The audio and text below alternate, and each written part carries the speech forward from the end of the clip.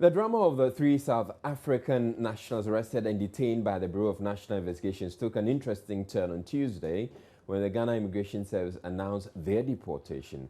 The three ex-police officers, according to the graphic online, were put on a Johannesburg-bound flight, South Africa, with flight Tuesday morning. It was around the same time lawyers, journalists and officials were waiting for them to arrive at an Accra Circuit Court where they were granted bail last Thursday, only to be whisked away again into BNI custody. Now, lead lawyer for the three South African ex-servicemen has described their deportation as an insult to the country's judicial system. Lawyer Samuel Atani says if the security agencies suspect the three retired servicemen of serious crimes, then letting them off the hook in the manner they did is a big disgrace. But look at what has happened. Today, we have it that the three South Africans have been deported. You are their lawyer. How did you get to know of this information? Well, one guy in the BNI who is in charge of operations, is called Akron, informed us that indeed and in fact the three South Africans have been deported. How does that fit in all of this? You were supposed to, there's a commencement of a process, a legal process against them, and they were supposed to be on bail. So how does the deportation fit into the case as we speak? It insults our security system, because if indeed and in fact you've arrested criminals and you believe that they were criminals, I'm afraid you do not let criminals off the hook. There's nowhere in the world that when you have criminals in your grip, you let them go. It's indicative of the fact that the whole exercise and the noise and the melodrama about the arrest of these three South Africans who were doing something unusual in association with MPP is a farce and a hoax, and it's a disgrace to the setup that we shouldn't feed the NDC propaganda with information that we are trying to do something untoward. Lawyer Atani maintains the saga about the arrest, detention and deportation was an NDC propaganda gimmick to make a fuss about nothing. He's calling for a total condemnation of the entire issue. This is interesting. So what? I mean, the charges have been dropped. Were you aware of any official indication of the dropping of these charges? We don't have a nolle prosequi from the Attorney General that they want to discontinue the action. But by releasing the accused persons to go to their home country, is the clearest indication that you did not have faith and confidence in what you were doing. You were doing propaganda to make NDC happy. No, but these are state agencies. These are prosecutors. These are BNI officials. They indicated clearly that these people were actually involved in something that was of higher security implication. But they have also said that the immigration service were investigating the gentlemen involved because they said they were here to conduct business, but apparently are doing something different from conducting mere business as business partners. Do you think is the reason why they have been deported for wrongfully or for of course, I mean for telling the immigration officials the wrong identities and giving them the indication that they are here to do something different? Well, if you prefer charges against individuals and you send them to court, then you are talking about a serious matter. But if you do an about 10 in such a shameful way and say that I'm deporting the so-called accused persons, they didn't have confidence in what we were doing in the first place. So you were told the indication from the Interior Minister is that they sent them to the Ghana Immigration Service because of some investigations. That's why you could not have, them being left at the registry for it to conclude the process last Thursday. Well, the Interior Minister is joining the chorus of men who disregard the law and treat the law with impunity. I was expecting the Interior Minister to condemn the act of the BNI operatives defying the express orders of a court of competent jurisdiction that the individuals should be admitted to bail. It is very important. And you should bear in mind that when people are on bail, they can be invited to come to the police station, immigration service, or anywhere.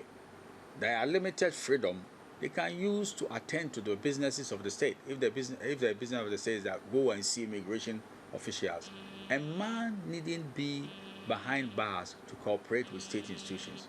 That's sufficiently logical for everybody to understand. But was that point made clear to you on Thursday that we are taking them to the immigration Never. service? They never said that. They didn't even give us a courtesy of explaining why they did what they did.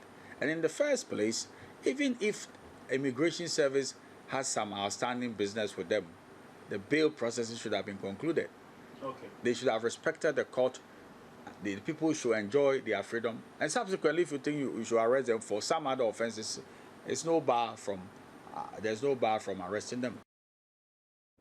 So what are the implications for the charges brought against these three? Private legal practitioner Samson Ladiayeni says the deportation of the three marks the end of their trial in Ghana. It was a possibility, so it does not come to me as much of a surprise. But it was a possibility I was expecting would have been at the tail end of the processes.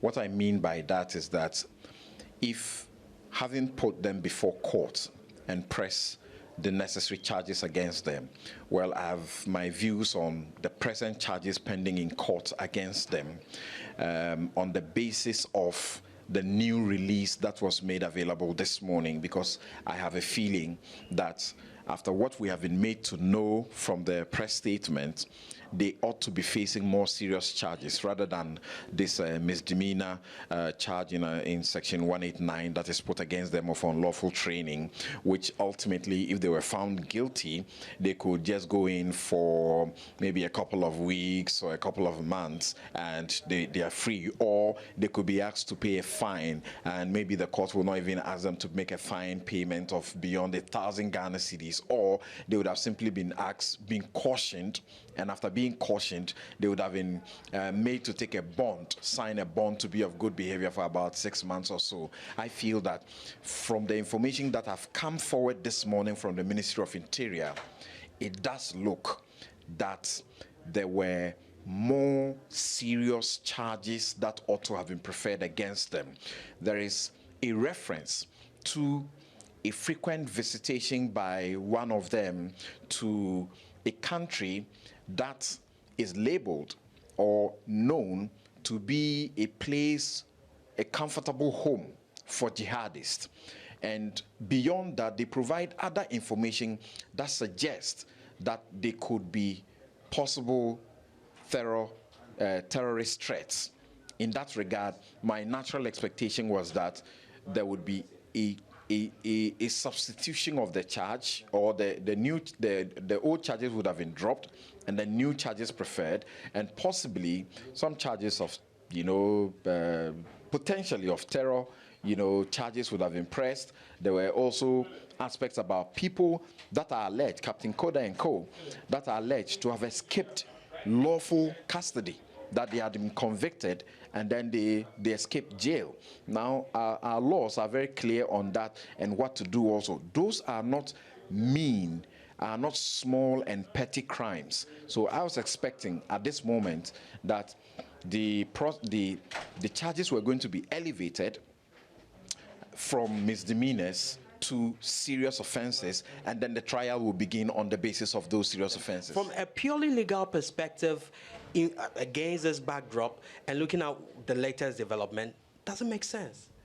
It's getting a bit murky, and what has happened, once again, I was expecting that if there was a trial and the trial was completed, and if we had exchange of prisoners, by any bilateral relation to that effect, then they would have been deported to South Africa to go and serve their jail terms there. But I wasn't expecting that they would have been deported now, more particularly because if you have a belief that a group of persons pose national security threats to your country, you don't just arrest them and deport them. When you do that, you have not solved the problem. So that is one critical issue I have with it. Now, what has happened now makes nonsense of the court processes ongoing or that have been initiated.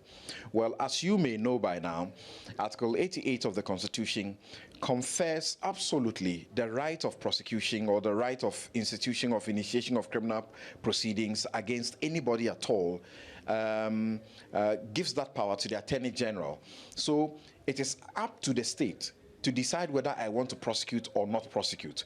If the state has taken a matter to court, says I want to prosecute these people because they are a threat to my national security, and then the state at the same time decides that it wants to deport them, then what the state has said by default or by virtue of that action is that I'm not interested in the court case anymore. The case dies from the case is done.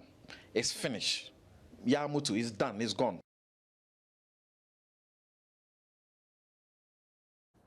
All right, so you hear references made to a statement from the Ministry of the Interior on the situation of the three, or giving details of the three South African nationals and the activities whilst in the country and what led to the arrest and all that. We have all that on our Facebook page yesterday. It came up last night during Joy News Prime. I indicated to you we're going to post them on our Facebook page. So it is there. You can get onto our Facebook page and get to read all about it. They're about 4 pages in all. You can find them, arrest of 3 South African nationals. It gives you a comprehensive detail of what the Ministry of the Interior has to say about the arrest and detention of 3 South African nationals who at the moment we're told they're actually out of the country or deported out of the country. Now, one other issue that's come up is that Captain Koda, the head of the security detail of the NPP flag bearer Nana Akufo-Addo, has issued a rebuttal to the statement put out by the Ministry of the Interior, and he's denying a lot of the things that has been attributed to him. And we also have that on myjoyonline.com. That entire statement is there. We're going to make that statement also available on our Facebook page, so you can go there and get to read a lot more about it. Meanwhile, the opposition New Patriotic Party has described as irresponsible the detention and subsequent deportation of the 3 South African nationals contracted by the party to provide security training for the security details of its flag bearer and his running mate. Deputy Communications Director of the party, Perio Kujeto, says the decision to deport the 3 has left the threat they supposedly posed hanging on the country. As far as he is concerned, the unlawful detention and subsequent deportation was done to create fear and panic among the Ghanaian population. As we speak to you, today is Tuesday. They kept them from Thursday evening until Tuesday morning, when we've heard that they were whisked to the Kotoka International Airport and deported on a South African Airways flight. So what happened to them being mercenaries? What happened to their threat to our national security as a nation? And if we are a serious people with a serious government and a serious president leading us, why is it that people who pose a threat to our national security have just been deported out of our country and the prosecution has not continued? Clearly, government achieving what it wants to achieve in making sure that they cause fear and panic within our population, tell the population lies, package propaganda, and shove it down our throats. The issue is that, coming back to this issue about who invited them, I believe the documentation as to who invited them is documentation that is available to the security agencies. Yes, DI, as a civil society organization, has invited one of these ex-police officers to a seminar in Ghana, and this was in January 2015. Since then, DI has had nothing to do with the gentleman. Now, the press release issued by the Ministry of the Interior explaining in detail events surrounding the detention of the 3 former South African police officers by the Bureau of National Investigations has reignited a controversy which first emerged during the 2012 elections. The New Patriotic Party at the time had marched onto the offices of Superlock Technologies Limited, convinced that the company, which it said was involved in the transmission of election results, was manipulating them in favor of the governing NDC. The EC at the time categorically denied the claim. Monday's release by the Interior Ministry, however, contradicts that denial. Latif Idris has more. The issue of Superlock Technologies Limited and what the company has been contracted to do for the Electoral Commission has been embroiled in some controversy. Now, according to the Electoral Commission, STL was contracted to provide and maintain biometric machines, but a statement released by the Ministry of the Interior yesterday sought to paint a different picture, and I would like to quote what the statement had to say on STL, and I'm quoting point 4 of the statement released by the Ministry of the Interior yesterday. Quote, a comprehensive report on the operations of Superlock Technologies Limited and assessment of some key staff's vulnerability for possible compromise was retrieved from Haziz's room. STL is the company, and this is where it gets interesting. STL is the company contracted by the Electoral Commission to transmit tallied election results. Now, this statement by the Ministry of the Interior contradicts what the Electoral Commission made us to believe. I know that in December 2012, the EC vehemently denied having contracted any organization to transmit election results.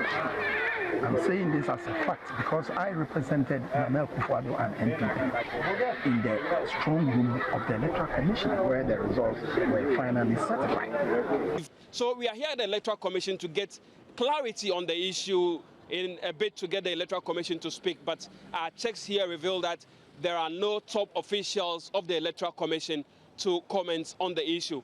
But we'll still keep pushing and bring you up to speed on the development as far as this controversial issue of STL and the Electoral Commission is concerned.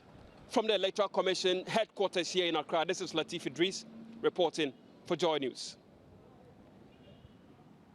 And you're still watching Joy News Prime here on Joy News on Multi TV. We have a lot more stories coming up after the break. Please don't go away.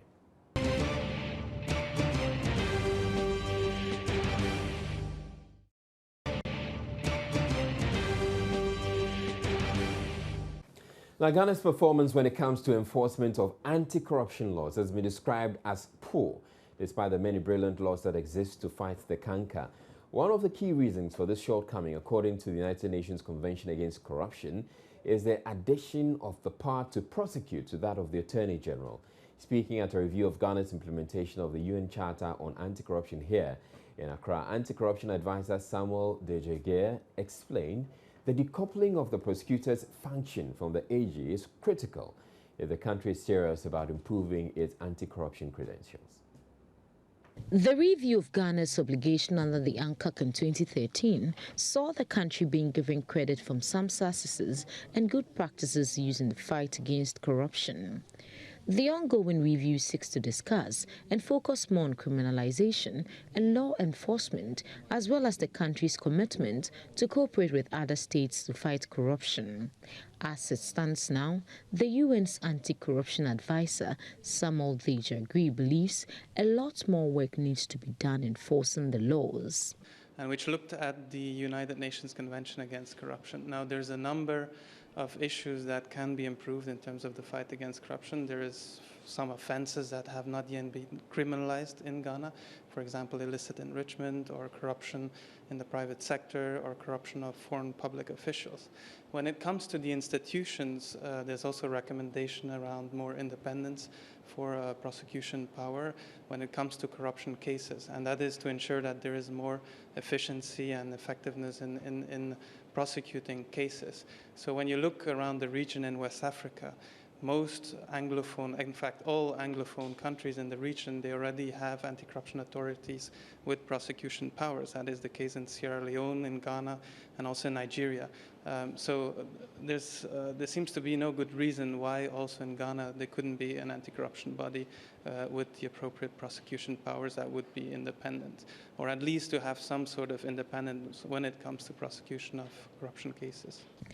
The President's advisor on corruption and governance, Daniel Batidam, agrees decoupling the AG's office from that of the Minister of Justice could help the country fight corruption more effectively. He, however, says government will need more time for that to happen. Our reality, which is that we have an Attorney General who is also the Minister for Justice. Some think that that is not the best if we wanted to move forward with prosecution in a manner that will, in the eyes of the public, be, apolitical, which I also agree with. But the point is, it is a process. It is a process to either decouple the AG's office from the Minister for Justice, which is one way of looking at it. Others have recommended, as I said, the having an independent prosecutor.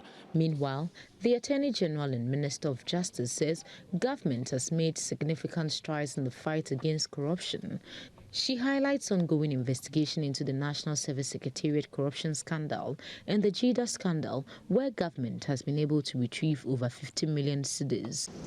Currently, the prosecution of several corruption cases are ongoing. There's the case of the ghost names on the payroll of the National Service Scheme, where 35 officials, including a former executive director and his deputy, have been arraigned before court.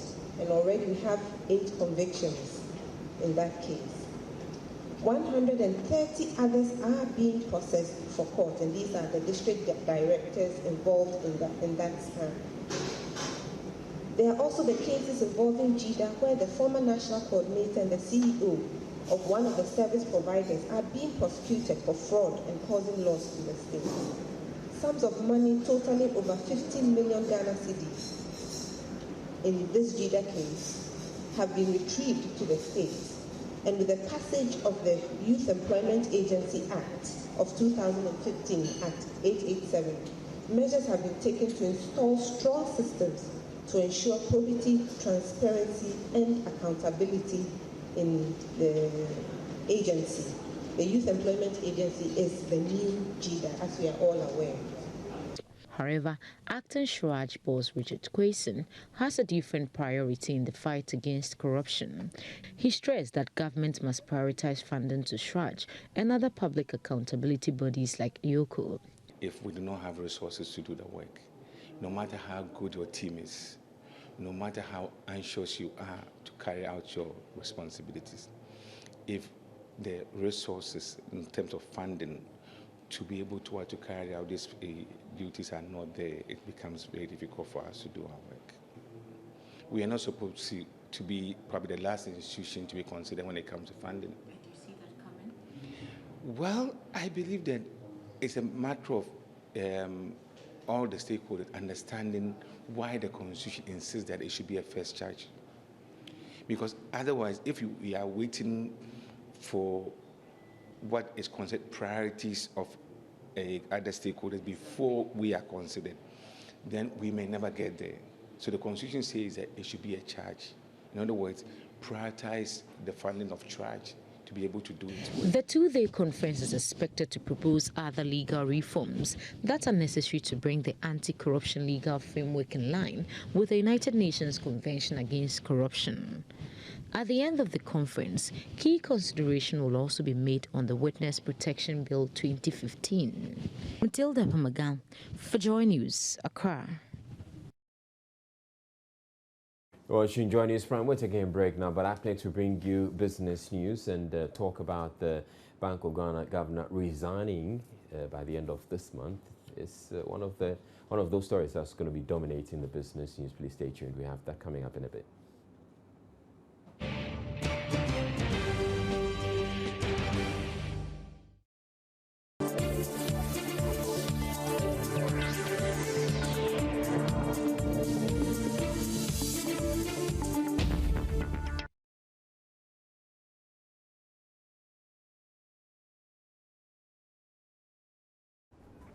Right time now for business, and one of the major stories that's broken in the last few hours is the fact that the governor of the Bank of Ghana, Henry Kofi Wampa, has indicated that he's resigning at the end of this month. Now, it has serious implications if you're having the governor of the Bank of Ghana resigning. Now, what I'm picking up from the wires, and Reuters was the first to break it, they were indicating that, well, he wanted to go. He's supposed to go out there by August 5 this year. Yes, exactly. And then he communicated to the president that he felt that whoever was going to succeed him should be in office in good time, or should have enough time in the lead up to the elections before so that he can get to take charge of events. Is that the indication you're getting from the grapevine, or there could be other reasons? Because before you get onto it, it's coming at a time when the Bank of Ghana, the governor has come under severe criticism about the bank's handling of the microfinance saga. Exactly, you're right. The other issue that came up, which has been his relationship to the British fugitive who said to be dealing in drugs. I'll downplay it, but I think the more significant bit has to do with the microfinance saga. I mean, you are not far from right. I mean, the Bank of Ghana governor has come under serious, criticisms, barrage of attacks ever since he was appointed governor. And the fact that he's sending us through, or the country through, a bailout package which has not ended, he's going to exit before it ends. And that argument that you raised, I find it to be quite flimsy, because if you are exiting on the 5th of August, I believe that whoever succeeds you will have ample time, And the person would have been in office for some time, sure. actually. And that person would have been notified that he is taking over from you eventually on the 5th of August. So that argument itself is quite flawed. But I believe that from the grapevine, I believe that the DKM issue is huge, and the fact that largely enough it's not being able. The value of the CD has dwindled. Yeah, that's another issue. Exactly, that bedeviled his tenure in office. Exactly. Right. So you carry on. Do we know whose successor? Well, some names keep popping up, but significant of the names is the first deputy governor. Exactly. Right. You take it away. Okay, thank you very much. So in the details, first deputy governor of the Bank of Ghana is Millicent Nah, is likely to take over acting boss of the central bank until a substantive governor is appointed by the president. It follows the decision by Governor Dr. Kofi Wampa to take an early retirement with effect from April 1. This is ahead of the governor's end of term, which falls on August 5. The Business Desk report assesses the highs and lows of Dr. Wampa. Joy Business is learning that a new governor of the Bank of Ghana could be appointed very soon. The mantle is expected to fall on Millicent Nah, the first deputy governor. He is expected to act until a new central bank boss is appointed. Dr. Wampa took over as governor of the Bank of Ghana from April 2013. After acting for almost a year following the appointment of Kwesi Arthur, then governor, as vice president to President Mahama. During his tenure, Dr. Wampa is said to have struggled to maintain inflation at an appreciable level and also had challenges stabilizing the Ghana cedi. He is, however, credited with some reforms at the central bank over the past years.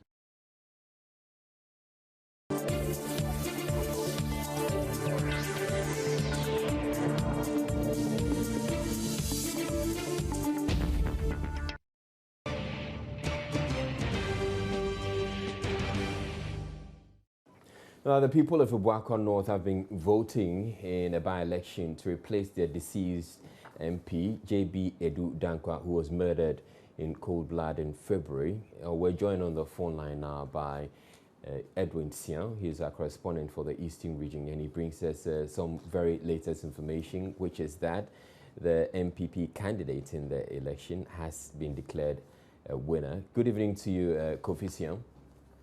Good evening, Easy. All right, so I believe you have the results for us. Yes, voting has ended. The coalition has come to an end, and the EC officials have declared the winner of this election. The winner, according to the Electoral Commission, is Gifty Chumampopo, the NPP candidate. She pulled 10,033 votes, representing 89.60%. And Frimpong Samuel of the GSP had 263 votes, representing 2.35%. Then Isaac Quatten of the US United Front Party had 901 votes, representing 8.5%. So that is the voting pattern here. So after the coalition and all that, the EC declared the MPP candidate, Gifty Chumampopo, as the parliamentary candidate for Ebuakwa North constituency. Now, one of the issues that came up in this by-election is the fact that there was a really low voter turnout. How does the figures that we saw today compare with what was seen in the last election in 2012? Well, in the last election in 2012, the vote that came for the NPP was around 18,000 for JB Dankwa Edu. But this time around, it dropped to 11,000. So you could see people did not actually come out to vote. All right, thank you very much, Kofi Sian, bringing us up to speed with the results of the by-election in the Ebuakwa North constituency, where they voted to replace the deceased MP JB Dankwa Edu, who was murdered sometime in February. And the result is that the MPP candidate has won by landslide virtually. And for those of you who are curious why there was no NDC in there, the NDC withdrew from the race. They said they didn't want to profit from the death of the deceased.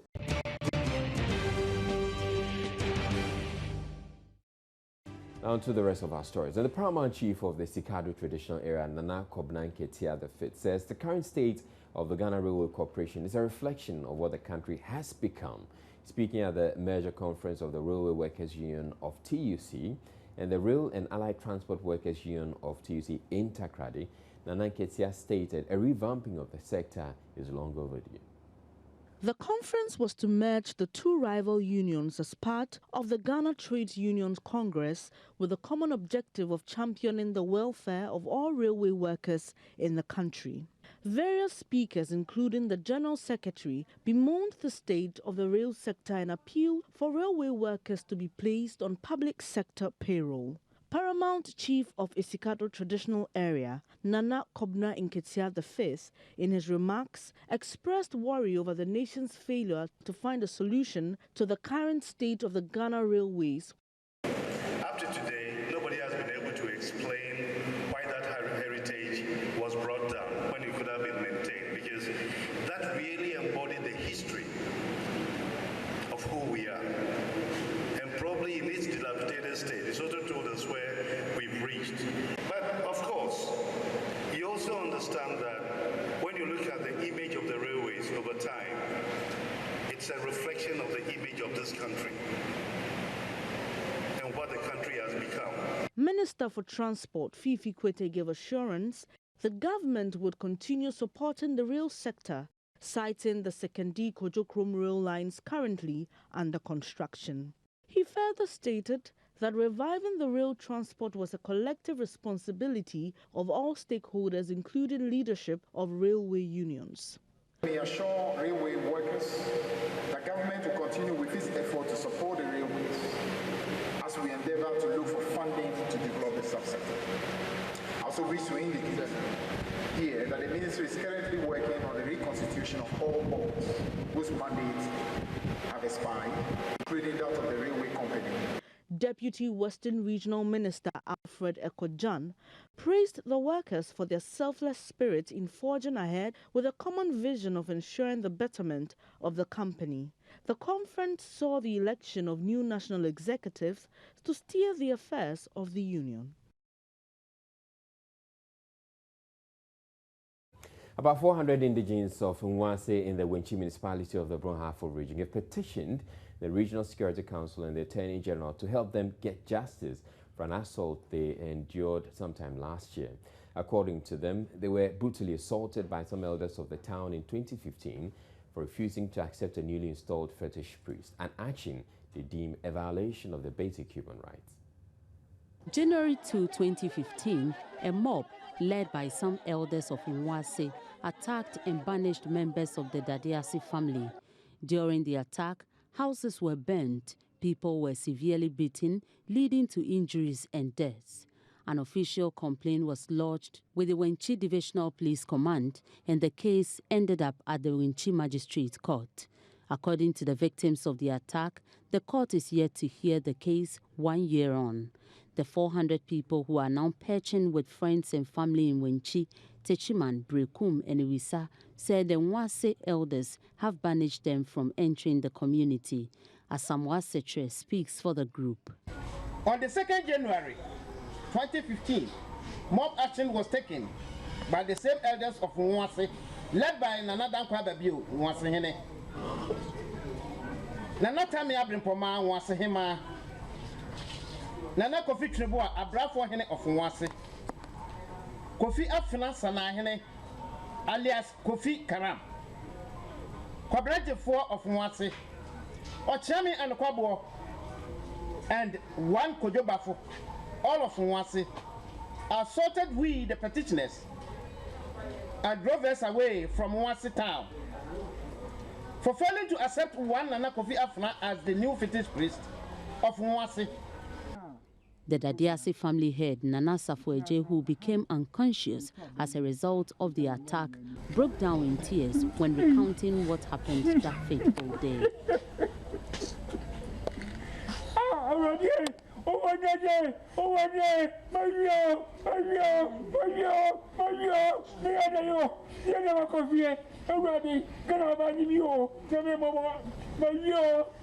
The Kuntihima of Nwase, Nana Maijapoma, was also a victim of the brutality. She says her livelihood depends on her 3-acre cashew farm at Nwase, but now she is prohibited from entering the community. Nana Maijapoma therefore appealed to government to help them return to their hometown and live normal lives again. Nesta Kafui Ajume's report.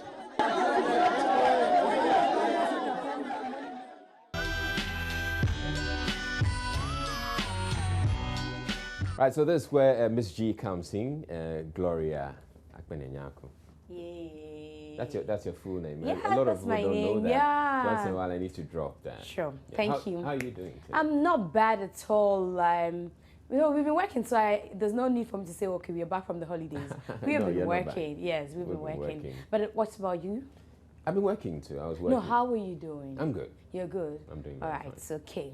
All right, I'm good as well. So people are back from Kwewu, but we are still talking about Kwewu because, you know, there's a lot that happened in Kwewu.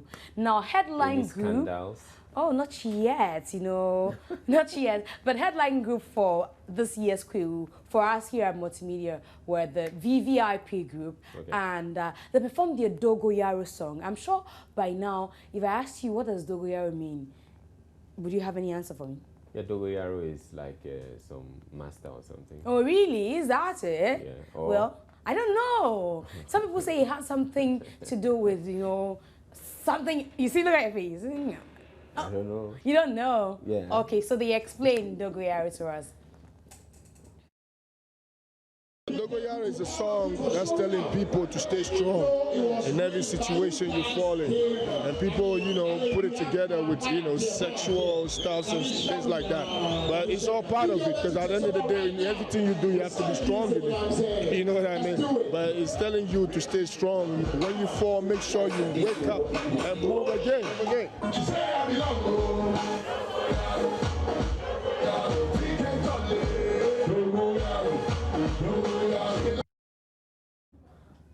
Okay. I don't get it. I also don't get it because the chorus of the song says something else. What does it say? Okay, I'm trying to sing. That's not what I'm saying, That's okay?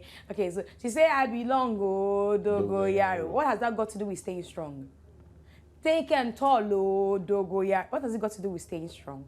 You see, they're giving us ideas. They're giving you ideas. I only sang. No, I'm not saying you're giving me ideas. I mean, they're giving us ideas. Yes, I don't know of anything. I only sang the song to you. So you've got ideas, so tell me.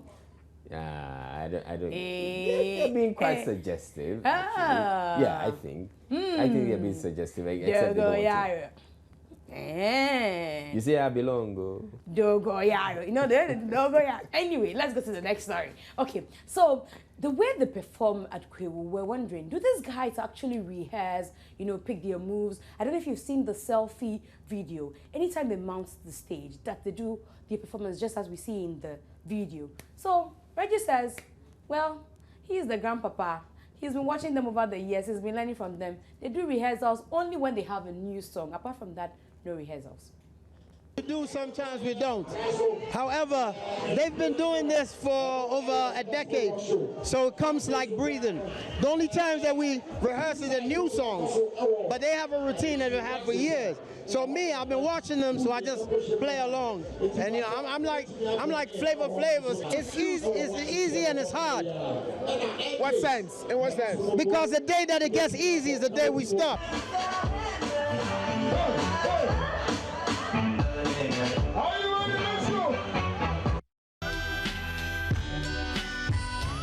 For the bulletin, before we go to a quick run through our top stories. 3 South Africans detained by the Bureau of National Investigations for engaging in acts that threaten the security of the state have been deported from Ghana.